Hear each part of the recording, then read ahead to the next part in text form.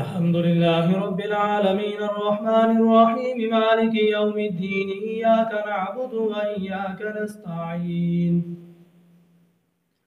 اهدنا الصراط المستقيم صراط الذين أنعمت عليهم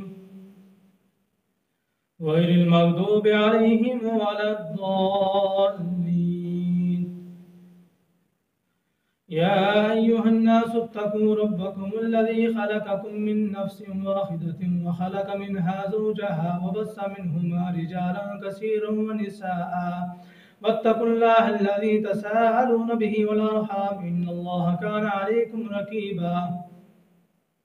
وآتوا اليتامى أموالهم ولا تتبدلوا الخبيث بالطيب ولا تأكلوا أموالهم إلى أموالكم إنه كان حوبا كبيرا.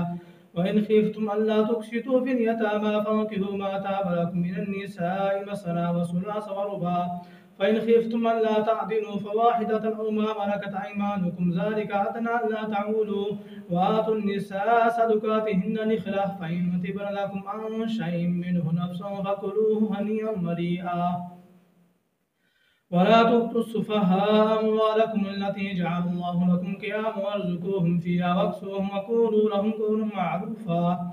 وابتلوا اليتامى حتى إذا بلغوا النكاح فإن آنستم منهم رشدا فادفعوا إليهم أموالهم ولا تأكلوها إسرافا وبدارا أن يكبروا. ومن كان غنيا فليستعفف ومن كان فقيرا فليأكل بالمعروف.